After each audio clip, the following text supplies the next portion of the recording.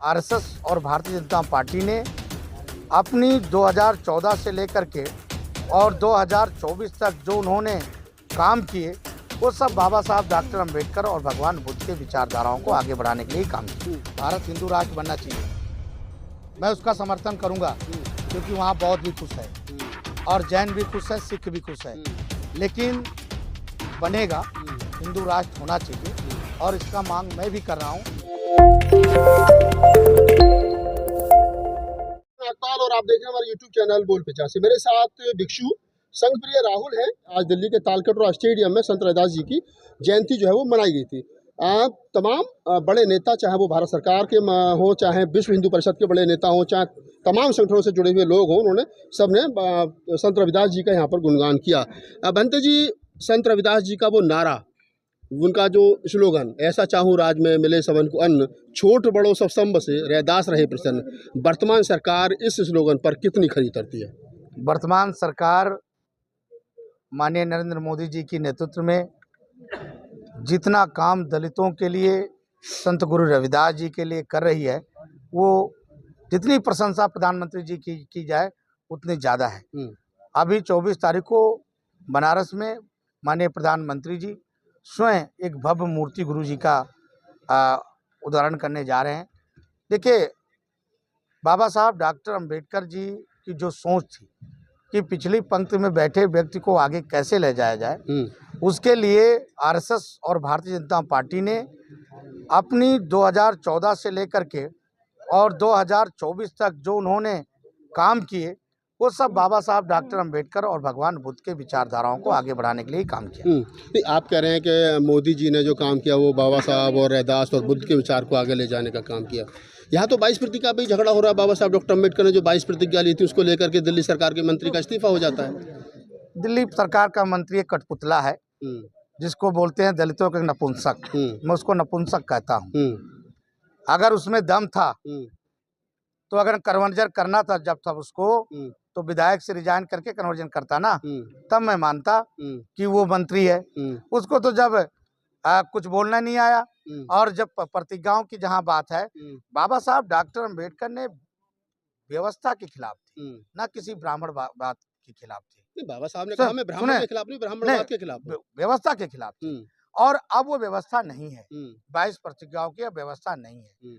और कहिए, आप राजेंद्र प्रसाद जी की बात किया, राजेंद्र प्रसाद जी एक डरपकू मुख हैं, उनको कुर्सी की चाहिए था और राजेंद्र पाल गौतम को कुर्सी चाहिए था और ना कि उनको बौद्ध धर्म से कुछ लेना देना नहीं है।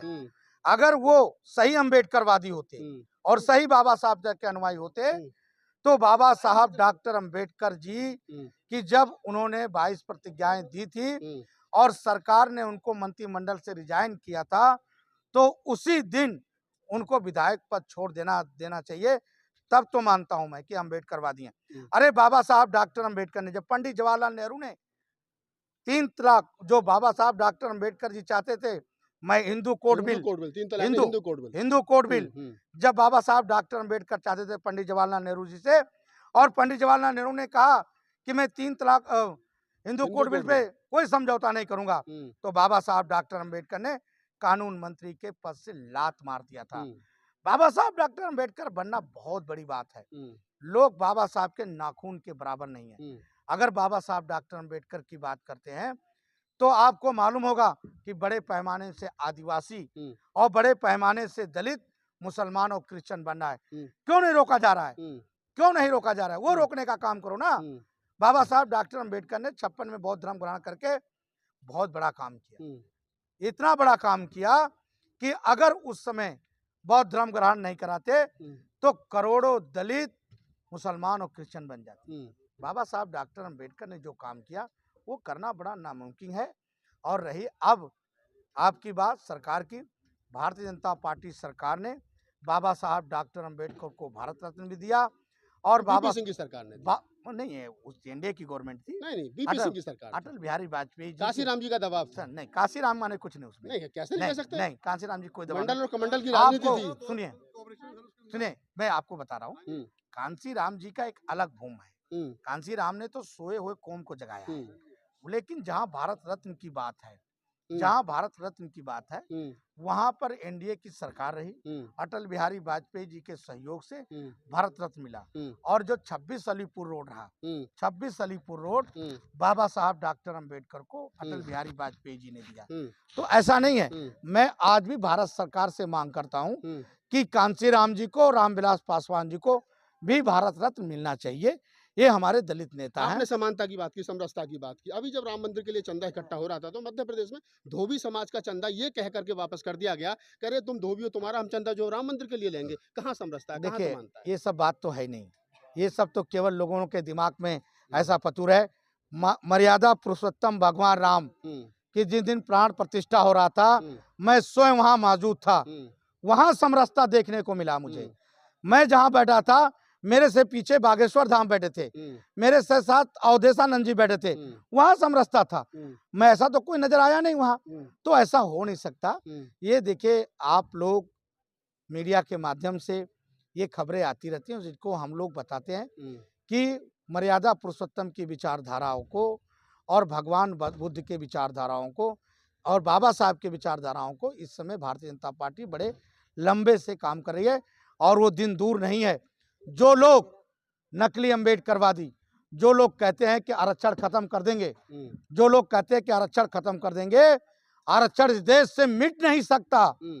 और आरक्षण भारतीय जनता पार्टी कभी खत्म नहीं होने देगी, क्योंकि इस देश का राजा नरेंद्र मोदी है। आप कह रहे हैं कि आरक्षण खत्म नहीं होगा, सवाल फिर वही खड़ा हो जाता है। आपने एक सवाल और नया पैदा कर दिया कि सरकारी कंपनियां बिक रही हैं, और जब कोई कंपनी बिक जाती है तो प्राइवेट सेक्टर में आरक्षण है नहीं और सरकार के पास नौकरी है नहीं, तो आरक्षण बचा कहाँ है? ये कांग्रेस ने काम किया ना, ये उनसे पूछे ना कांग्रेसियों से कि ये निजीकरण का काम किसने किया। राहुल गांधी ने कल बड़ा आरोप लगाया प्रयागराज में, कह रहे हैं कि राम मंदिर प्राण प्रतिष्ठा में अमिताभ बच्चन थे, क्या नाम है, शाहरुख, तमाम लोग थे, तमाम सेलिब्रिटी थे, किसान नहीं थे, मजदूर नहीं थे, गरीब नहीं थे, दलित नहीं थे, शोषित नहीं थे, पीड़ित नहीं थे, वंचित नहीं थे, कोई नहीं था। असली भारत नहीं था, प्रधानमंत्री जी का अडानी अंबानी थे।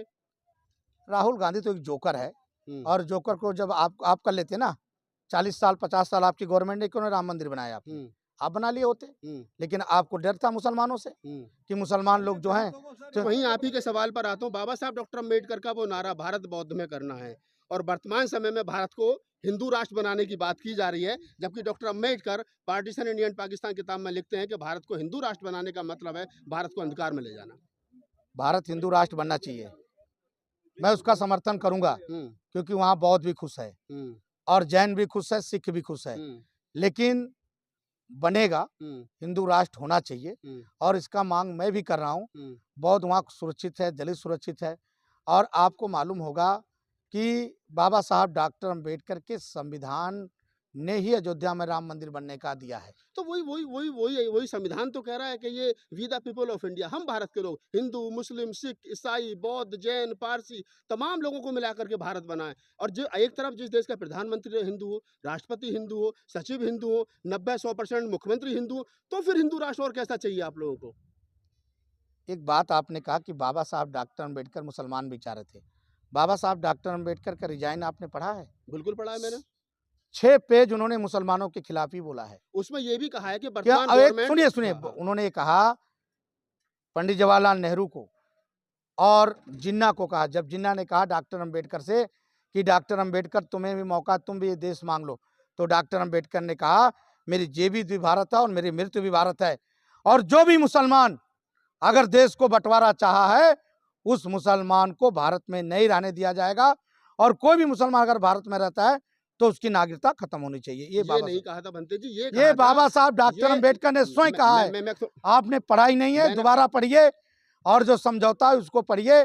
बाबा साहब डॉक्टर अम्बेडकर मुसलमानों के खिलाफ थे, और बाबा साहब डॉक्टर अम्बेडकर मुसलमानों के 100% खिलाफ थे। अच्छा, मैं आपकी बात को थोड़ी सी और क्लियर कर देता हूँ हमारे दर्शक, ताकि आपको भी कुछ ना कहें मुझे भी कुछ ना कहें। बाबा साहब डॉक्टर अम्बेडकर ने ये कहा था कि धर्म के नाम पर अगर देश का बंटवारा हो रहा है तो फिर एक भी हिंदू वहाँ नहीं होना चाहिए और एक भी मुसलमान यहाँ नहीं रहना चाहिए। ये बाबा साहब की कोटेशन है। देखिए, बाबा साहब डॉक्टर अम्बेडकर ने धर्म के नाम पे कहा, लेकिन बाबा साहब डॉक्टर अम्बेडकर की जो विचारधारा थी वो विचारधारा दलितों को, गरीबों को न्याय दिलाने की थी, समानता की बात थी, जो अभी रामराज में मिलने जा रहा है। चलिए, आप भंते संघप्रिय राहुल हैं और जैसा इन्होंने कहा कि राम राज में बाबा साहब डॉक्टर अम्बेडकर का सपना जो है वो साकार हो रहा है। आप तमाम प्रबुद्ध लोग हैं कि राम राज में बाबा साहब डॉक्टर अम्बेडकर का सपना साकार होगा या नहीं होगा, ये भाषी बातें भविष्य के गर्म में हैं। भंते जी जो है वो बड़े प्रबुद्ध हैं, बौद्ध भिक्षु हैं, चीवर में हैं। हमारी सबकी जिम्मेदारी बनती है कि हम उनका सम्मान करें, लेकिन फिर वही सवाल खड़ा होता है कि डॉक्टर अम्बेडकर की वो 22 प्रतिज्ञा और उनका सपना कि भारत बौद्ध में हो, उसमें राम राज और राम राज में